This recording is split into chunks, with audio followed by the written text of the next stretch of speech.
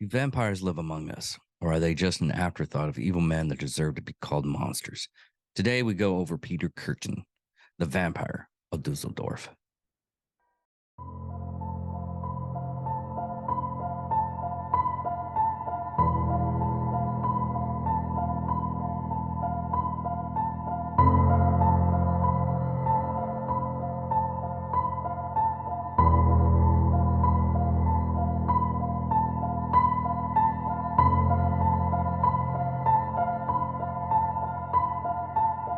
Ladies and gentlemen of all ages, boys and girls, thank you for tuning in to yet another episode of Angry Meat Production. We appreciate you coming in and letting us be a part of your lives week in and week out. We hope to do our best to present you with something that your eardrums delight in. Whether you're looking at us on YouTube or Rumble, or listening to us on Spotify, Google, or Anchor, or any of the other podcast services that we are currently on or trying to get on. We thank you. And if you don't mind, at the end of every episode, stop by, leave us a comment, leave us a like. If it asks for 5 stars, we'll take 5 stars, even if you don't like us. 5 stars are what it's all about. With that being said, we hope you enjoy our attempt to make our advocation our vocation. Ladies and gentlemen, let the games begin. Welcome, Angry Faithful. Yes, today we are going over Peter Kurten. He was a German serial killer back in he was found out about 1931, but he pretty much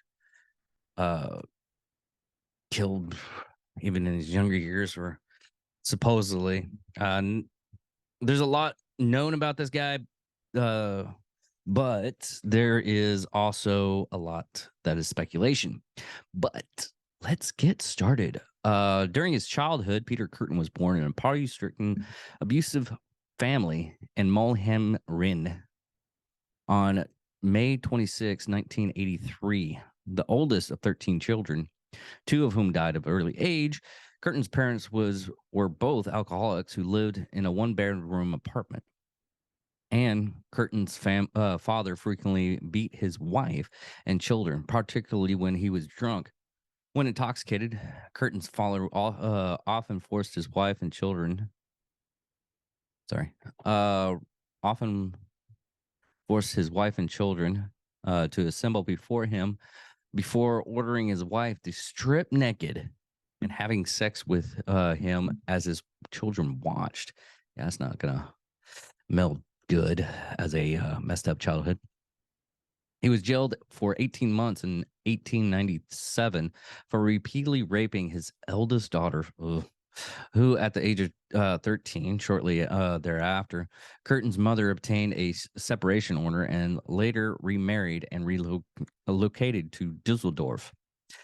In 1888, Kurten attempted to drown one of his playmates. 4 years later, he befriended a local dog catcher who lived in the same building as his family and began accompanying him. Anyways, sorry. Got sidetracked.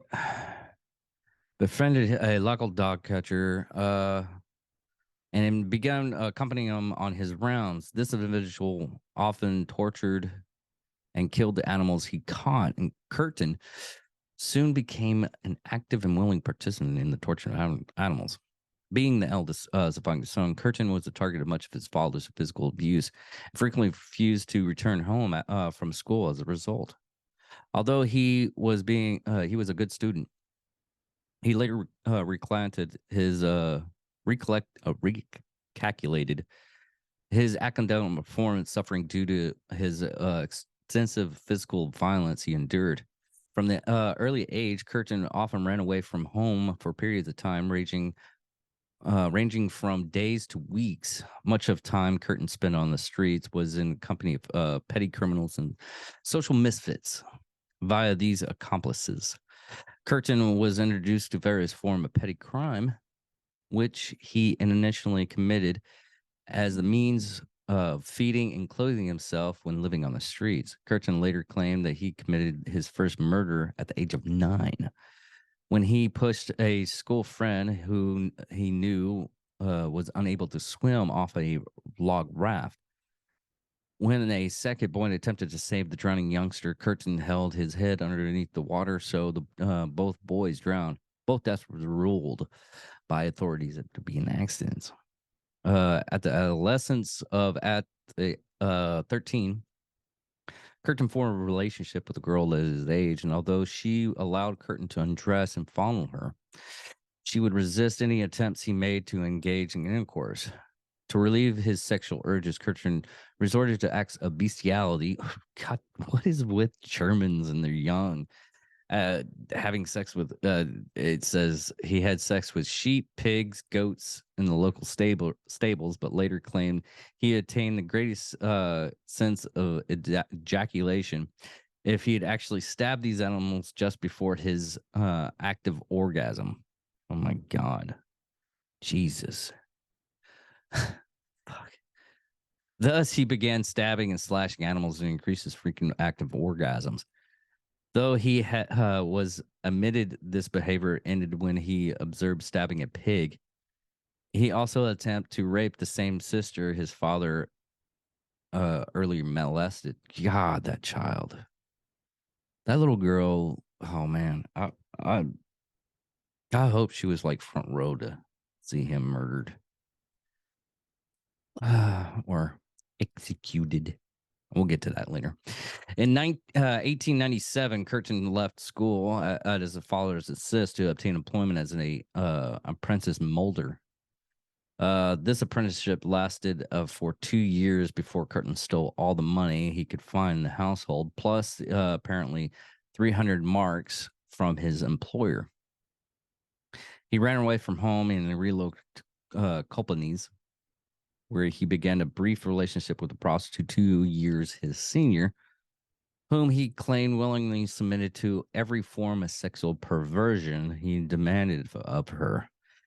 He was apprehended just 4 weeks later and charged with breaking, entering, and theft, and subsequently sentenced to 1 month imprisonment. He was released from prison in August 1899 and reverted to his life of petty crime he had lived before his arrest. Now, I'm curious about a apprentice molder. What is that? Uh, uh, so works in the shipyard foundry, one of the few foundries in the United States capable of pouring large amount of. Let's see here. Oh, okay. They just make molds and pour molted steel or any metal into molds. So that was his job, basically. Like if you need a steel beam or stuff like that, and they mold it and with the steel, and that's what his apprenticeship was. His first attempt to murder, Cullerton claimed that he had committed his first murder in November 1988, 1899, sorry. In his 1930 confession to investigators, Curtin claimed that he picked up an 18-year-old girl, Ostraby. Let's get the speaking spell, see if they can get this one, because it's a weird. Alistry. It's just strange to me because it's German and I don't speak German. And persuaded her to accompany him to Hafengarten, where he claimed that to have engaged in sex with the girl before strangling her into unconsciousness. With his bare hands before leaving the scene, believing her to be dead. No compromising records exist to corroborate Kurt's claim. If this attack did take place, the victim likely survived this assault. Nonetheless, Curtin later stated that Via his committing this act, he had proven to himself his great height the sexual ecstasy could only be achieved in this manner. Shortly after, in the 1900s, Kurten was arrested for fraud. He was also rearrested later in the same year for the same charges, although this second occasion's charge penalty to his 1899 Dusseldorf theft, plus an attempt to murder of the girl with a firearm, were added to the indictment. Currently, Kurten was sentenced for 4 years in prison. In October 1900, he served this sentence in Durendorf, through a brought of Dusseldorf. I, my dyslexia is coming there. Borough. Oh, Borough of Dusseldorf. Released in the summer of 1904, Kurten was drafted into the Imperial German Army. He was deployed in the city of Metz in Lorton.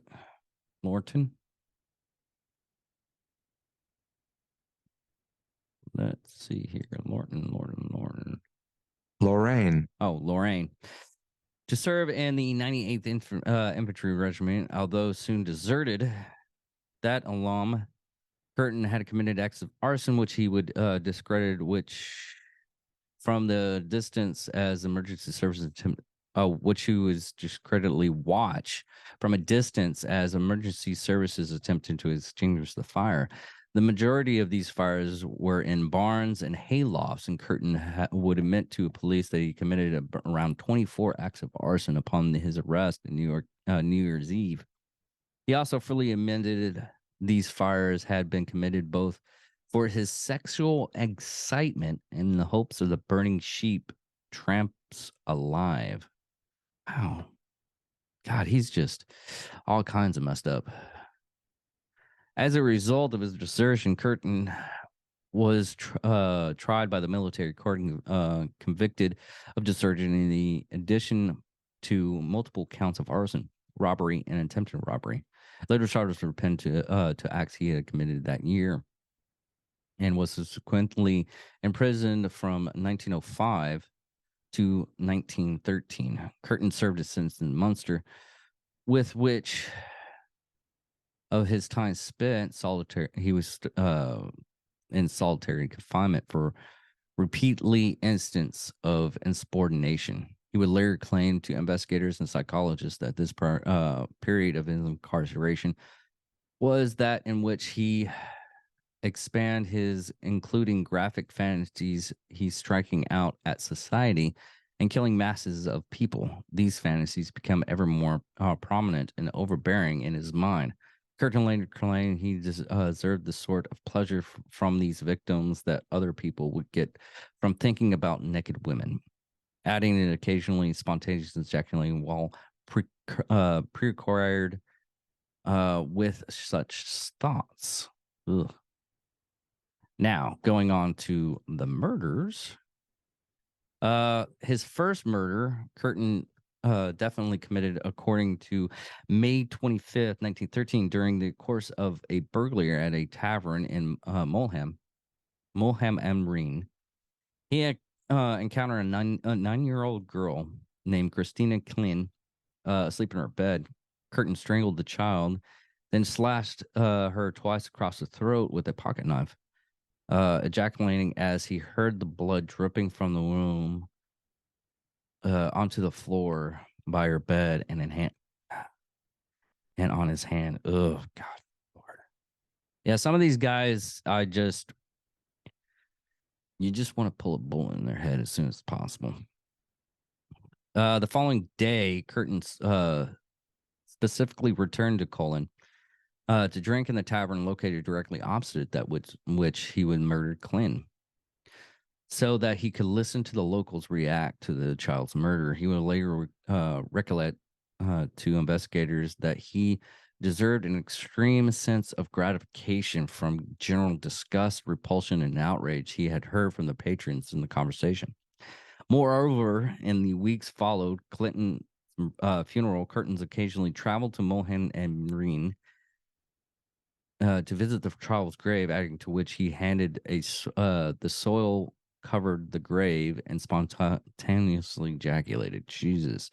2 months later, again in the course of committing burglary with the aid of a skeleton key, Kurten broke into the home of in Dusseldorf, discovering a 17-year-old named uh, Gertrude. Let's just speak and spell this. I don't. Gertrude Franken. Gertrude Franken. Okay, just making sure. Asleep in her bed, Curtin manually strangled the girl and ejaculated straight into the blood sprouting around her mouth.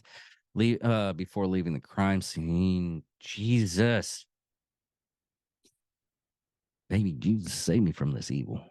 Curtin managed to escape from the scene of the attempted murder and the earlier murder of Clinton undetected.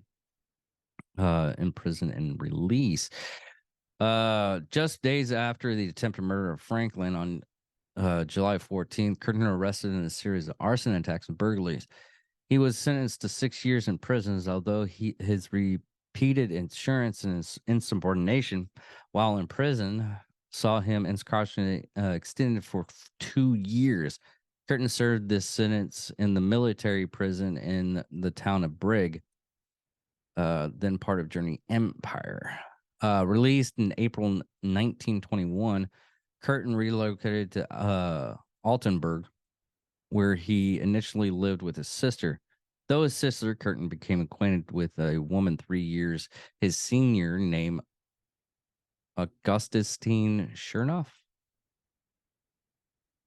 August Scharf. August Sharp, a sweet shop proprietor and former prostitute who previously been convicted of shooting her fiance to death, and to whom Kurten initially posed as a former prisoner of war. 2 years later, Kurten and Schaff married, although the couple regularly engaged in sex. Kurten later admitted he could confiscate his marriage only by fantasizing about committing violence against other individuals. Gee, baby Jesus, save me from this evil. And that after their wedding night, he engaged in intercourse with his wife only at her invitation. For the first time in his life, Curtin obtained regular employment, also became an active trade union official. Although with the exception of his wife, he formed no close friendships. In 1925, he returned to with Schaefer to Dusseldorf, where he soon began an affair with a servant girl named Trend and a housemaid named Murch. Both women were frequently subject to particular strangulations when they submitted to intercourse, with Trend being informed by Curtin. That's what love means. Ooh, God, strangulation means love. No, it doesn't. When his wife discovered his infidelity, Trent reported Curtin to the police, claiming he had seduced her. Murch alleged Curtin had raped her. The more serious charges was later dropped, although Trent's allegations were pursued, thus earning Curtin a 8-month prison sentence for seduction and threatening behavior. What? Wow. Wow. Okay. That weird laws in other countries. You can be arrested for seduction. Although he was a piece of shit, but still. Curtin served 6 months of his sentence, with his early release being upon the conditions that he left Dusseldorf. He later successfully appealed the ruling that he relocate from the city. Excuse me, real quick.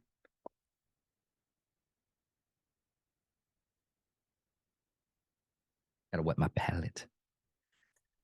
On February 3rd, 1929, Curtin stalked a middle-aged woman, Alfatina Kahn, waiting until Kahn was shielded from the view of potential witnesses by bushes. Curtin pounced on her, grabbing her by the lapel of her coat and shouting words, "No row, don't scream." Okay, that's a new one. I mean, before dragging her to the nearby underground, where he proceeded to stab her 24 times with a sharp pair of scissors. Although many of the blows were inflicted so deeply that the super struck bone, Khan survived her injuries.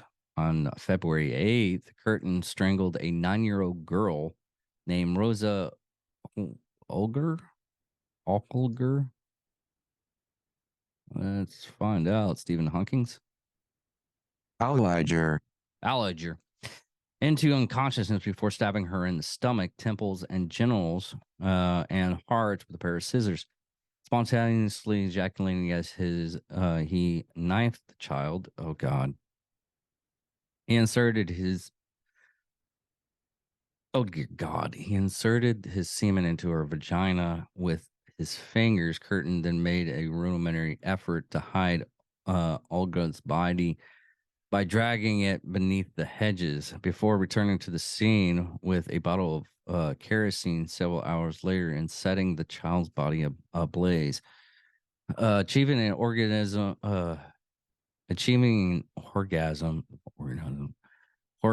at the sight of the flames. Olga's body was found beneath the hedges the following day. 5 days later, on February 13th, Curtin's murdered a 45-year-old mechanic and named Rudolf Scheer in the suburbs of Fulg North. Let me speak and spell this. Flynn the Nord, Flynn Denor, stabbing him 20 times, particularly about the head, back, and eyes. Following the discovery of Shear's body, Curtin returned to the scene of the murder to converse with the police, falsifying information. Informing one detective he had heard the murder via telephone. Despite the difference in age and sex of the three victims, the fact that all three crimes had been committed in the Flangling district of Dusseldorf at dusk, that each victims had received a multiple stab wounds likely inflicted in rapid succession and invariably involving at least one wound to the temple, plus the absence of a common motive such as robbery, led investigators to conclude the same proprietor had committed all these attacks. Furthermore, this seemingly random succession of these victims led criminologists to remark the abnormal natures of the predator. Although Curtin did attempt to strangle 4 women between March and July 1929, one of whom had claimed to have thrown into a Ren River.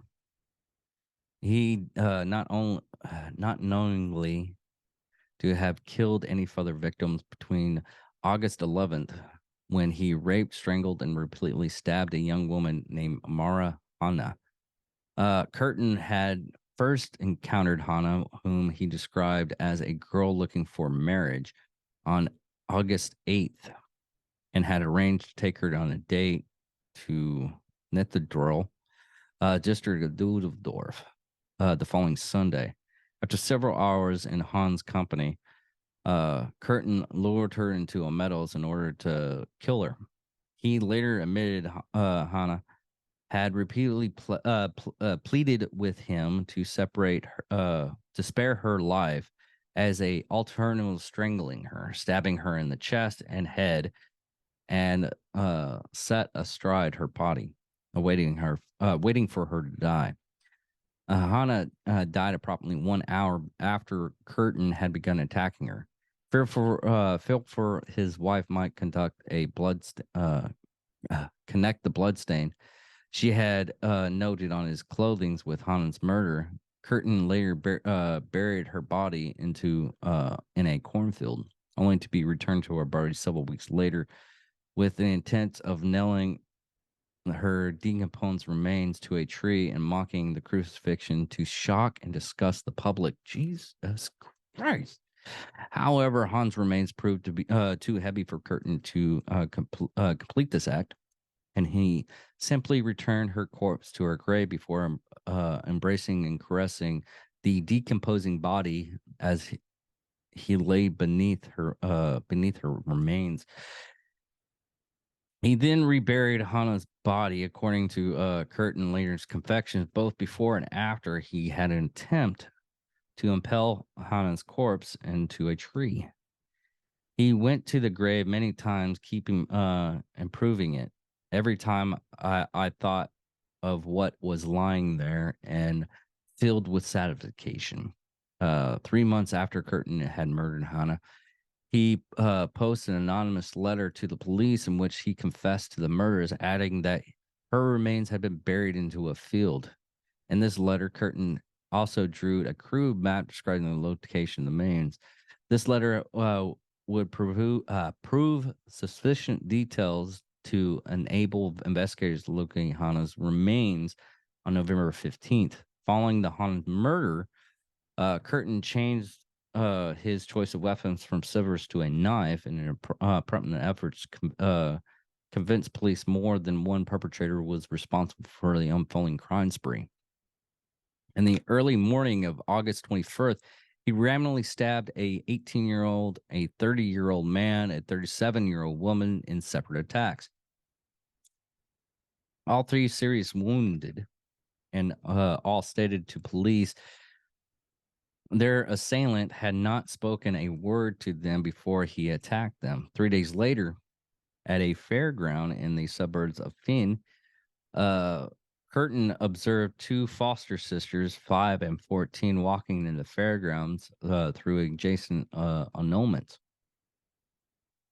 en route to their home, sending the older girl, Lucy Linson, on an errand to purchase cigarettes for him upon the promise of being given 20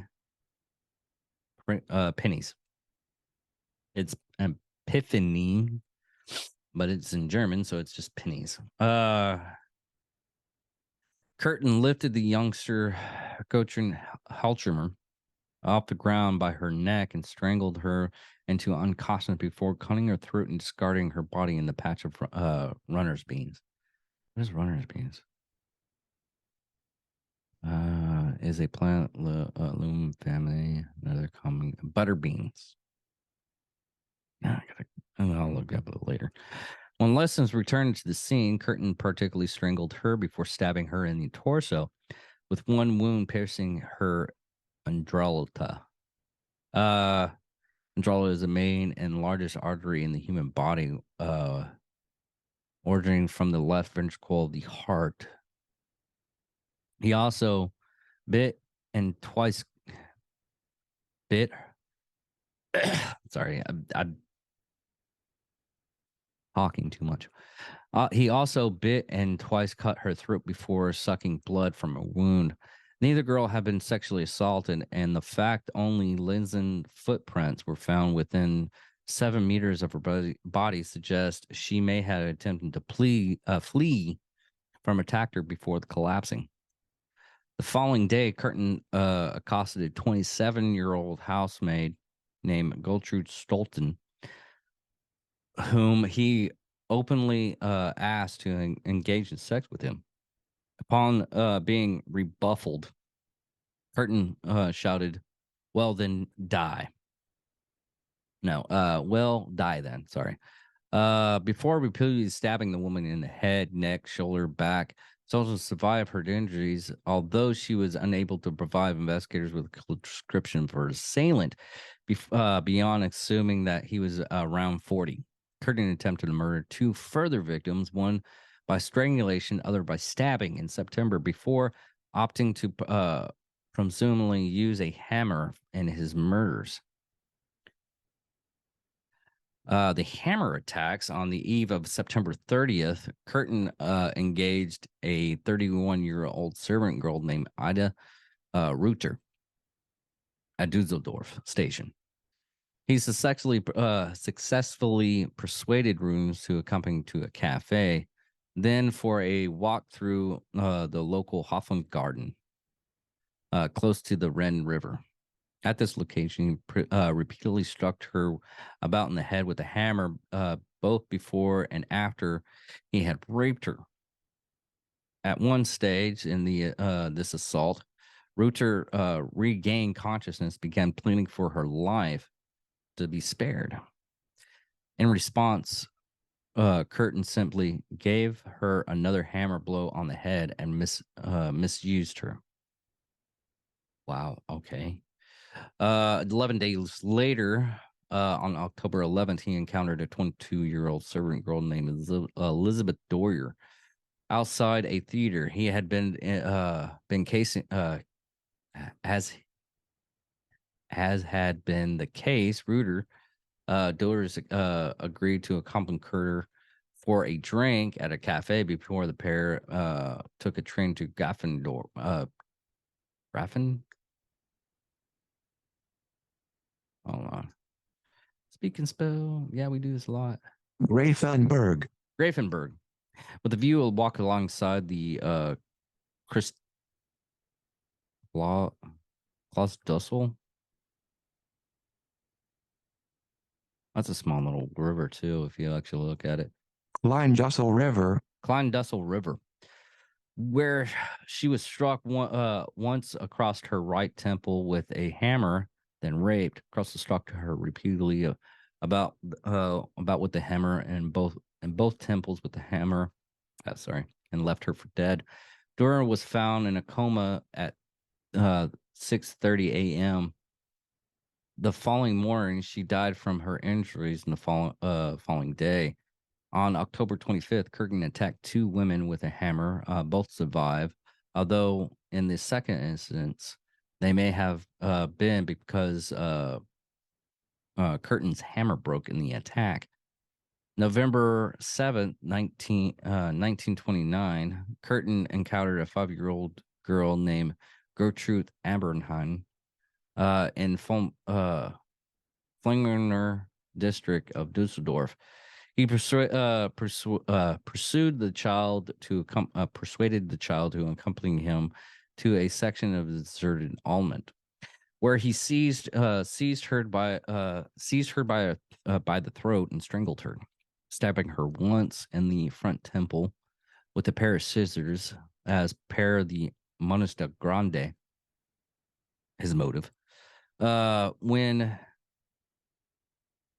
Aberman collapsed to the ground with a sound, Kurten stabbed the child 34 times in the temple and chest before piercing her body in a pile of nettles,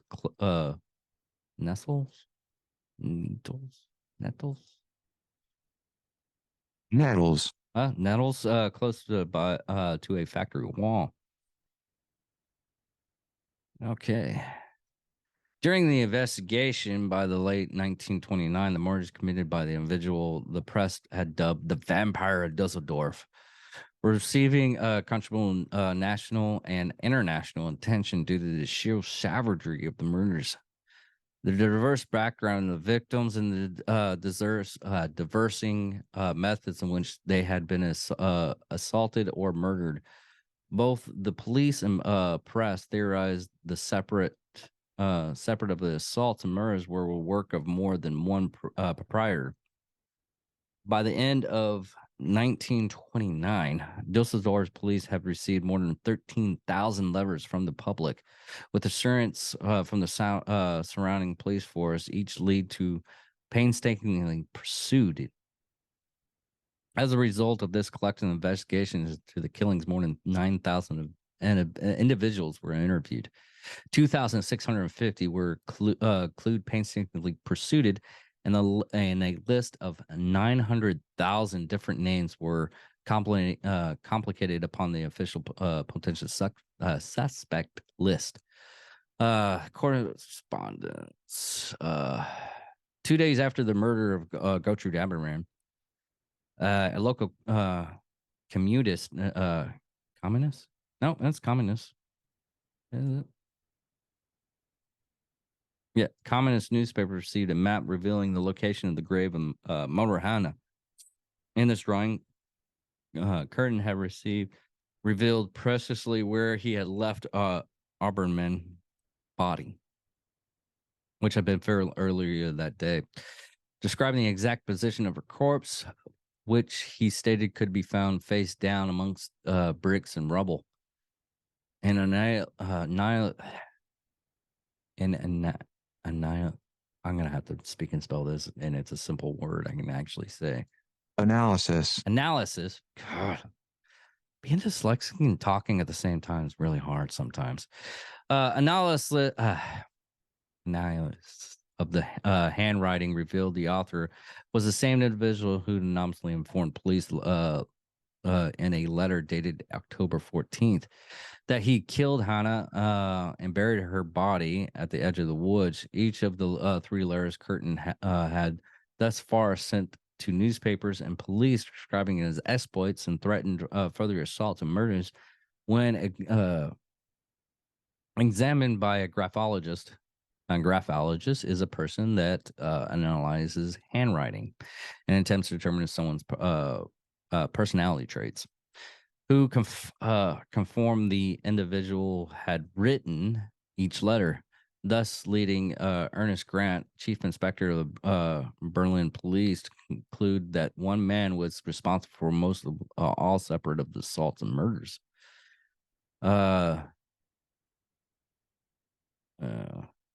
During his arrest, although Kurten was not at home when Bolling and Garland searched his property, he spotted the pair in a communal hallway and promptly left, knowing that his identity was known to the police and suspected they also have connected him to the crimes committed by the vampire of Dusseldorf. Kurten confessed to his wife he had raped Bolduc, and that because of his previous conviction, he would receive 15 years potential penal labor. When his wife consented, he found lodging in Ausperding, district of Dusseldorf, and did not return to his home until May 23rd. Upon returning home, Kurten confessed to his wife he was the vampire of Dusseldorf. He urged his wife to collect a simple reward separating offered by his capture. Augustine Kurten contacted the police the following day, and the informant provided to the detectives. Kurten's wife explained that although she had known her husband to be repeatedly imprisoned in the past, she was unaware of his culpability in any murder. She then added that her husband had confessed to her of his culpability in the Dusseldorf murders, and that he was willing to likewise confess to the police. Furthermore, he was to meet her outside St. Rauch Church later that day. That afternoon, Kurten was arrested at gunpoint. Kurten freely admitted his guilt and all the crimes police had attributed to the vampire of Dusseldorf, and further confessed he had committed the unsolved murder of Christine Klein and the attempted murder of Gertrude Franken in 1913. In total, Kurten admitted to 68 crimes, including 9 murders and 31 attempted murders. He had made no attempt to excuse his crimes, but justified them upon the basis of what he saw as a injustice he had endured throughout his life. Needlessly to say, he had admitted he had not tortured any of his children victims, thank God, even though he killed them and raped them and did he tortured them. Even after death, he tortured. He's a piece of shit. He's a shit bump. Okay. He admitted to both investigators and psychologists that that the actual sight of his victim's blood was on many occasions supplemented bringing him to orgasm, and that on occasion he would experience ejaculation in the acts of strangling a woman. He would immediately become apologetic to his victims, proclaiming that's what love is all about. That's not apologetic. That's just being a shitbag. He further claimed to have drank the blood from their throats of one victim from the temple of another and licked the blood of his third victim's hands. And the Han murder, he had drank so much blood from the neck wound, he he had vomited. Kurten also admitted to having decapitated a swan in the spring of 1930 in order to drink the blood from the animal's neck and achieving ejaculation in the process. During the trial on April 13th, 1931, Peter Kurtz stood trial in Dusseldorf.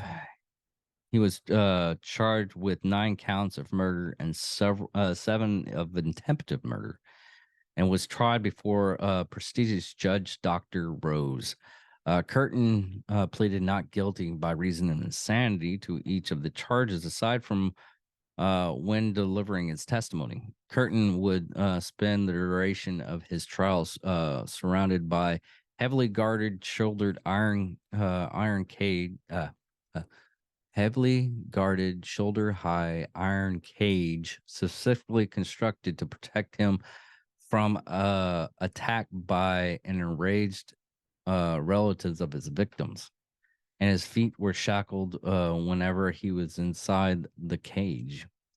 The proceedings began with the prosecution formally reciting each of the charges against Curtin. Before they recited the formal confession he had provided to police following his arrest, when then asked by the presiding judge to describe why he continued to commit the acts of arson throughout 1929 and 1930, Curtin explained, "When my desires for injuring people awoke, the love of setting fire to things awoke as well. The sight of flames excited me, but above all, it was the excitement of the attempt to extinguish the fire, and the aggregation of those who saw the property being destroyed." Having first claimed that his initial confession had been delivered to simply allow his wife to recoup the reward money offered for the capture of the Dusseldorf vampire several days into his trial, Curtin instructed his defense attorney that he wished to change his plea to one of guilty. Addressing the court, Clayton proclaimed, "I have no remorse as to whenever recollection of my deeds make me feel ashamed. I truly tell you that thinking back to all the details is not at all unpleasant. Rather enjoyed it." Further, further pressed as to whether he considered himself possessed a conscience, Curtin started, "I do not." Nonetheless, when pressed as to his motivation and confession, Curtin retaliated. Sorry, speaking spell. Reiterated. I knew the word. My brain was not working. "Why don't you understand that I am fond of my wife, and I still am fond of her? I've done many wrong things, have been unfaithful over and over again. My wife has never done anything wrong. Even when she heard of my many prison sentences I have served, she said, 'I won't let you down, otherwise you'll be lost altogether.' I wanted to fix my wife a carefree old age. I wanted to fix for my wife a carefree old age." Lazy alone his wife. Upon cross-examination, Curtin's defense attorney, Dr. Alex Weiner, and that's how it's been, W-E-H, Weiner. I think it's Weiner, not Weiner. Wenner. Weiner. It's Winner. Okay. Did change three's expert conclusions, arguing the sheer range and perversion his client engaged in it, and was testamented to insanity. However, each doctor and psychologist remained adamant as to Curtin's being legally sane and responsible for his action. And further his attempt to discredit the validation of many of the charges recited at the opening stages of the trial, Warner also questioned whether the occasional physical inaccuracies of the crime described to his client's confessions equal to Kurten having been fabricated in at least some of the crimes. Thus supporting his content, Kurten possessed a diseased mind. In response, Dr. Berg concluded that sections of Kurten's confessions were false, but argued that the knowledge he possessed of the murder scenes and the wounds inflicted upon his victims left him in no doubt to be as guilty. And the Meyer establishment in his confession could obtain attributed to Kurten's narcissistic personality. The trial lasted 10 days. In April 22nd, the jury retired to consider their verdict. They deliberated for under 2 hours before reacting their verdict. Kurten was found guilty and sentenced to death on 9 counts of murder. He was also found guilty of 7 counts of attempted murder. Kurten displayed no emotion as the scene was passed. Although his final address to the court, he stated that he now saw his crimes as being a ghastly, that he did not want to make any sort of excuse for them. Kurten did not lodge an appeal of his convictions, although he submitted a petition for pardon to the Ministry of Justice, who was a known opponent to capital punishment. The petition was formally rejected on July 1st. Kurten remained composed upon receipt of the news and asked for permission to see his confessor, to write a letter of apology to the relatives of his victims, and finally a farewell letter to his wife. All requests were granted. Oh, this just reminds me of Albert Fish, where he wrote a letter to one of the victims. He's like, "Hey, sorry I killed your daughter, but just to let you know, didn't rape her. I tortured her, mangled her body, but I didn't rape her or did anything sexually to her body." It just baffles the mind how evil people like this think. It just makes me feel a little bit better. I'm never going to be able to do this stuff. This stuff just disgusts me that much. His execution on the evening of July 1st, 1931, Kurten received his last meal. He ordered winter schnitzels, a bottle of white wine, and fried potatoes. Kurten ate the entire meal before requesting a second helping, which the prison staff decided to grant his request. At 6 o'clock in the morning of July 2nd, Kurten was beheaded by a guillotine. You don't hear that anymore. In the grounds of Copeland Plaza Prison Coolidge. Oh, is it Coolidge? Cologne. Oh, Cologne. Sorry, mispronunciation. His executioner was Carl Gruber. He walked unassisted to the guillotine, flanked by the prison psychologist and physician, and a priest. Shortly before his head was placed in the guillotine, Kurten turned to the physician and asked the question, "Tell me, after my head is chopped off, will I be able to hear, at least for a moment, the sound of my own blood gushing from the stumps of my neck? That would be the pleasure to end all pleasures." When he asked whether he had any last words to say, which I think that was his last words, Currently gently smiled and replied, "No." In the aftermath, Kurten's 1931 execution, his head was bisected and mummified. The brain was removed and subject to forensic analysis in an attempt to explain his personal and behavior. The examination of Kurten's revealed no abnormalities, and the autopsy conducting upon Kurten's body revealed that aside from having an enlarged femoris gland, Kurten had not been suffering any pain abnormal.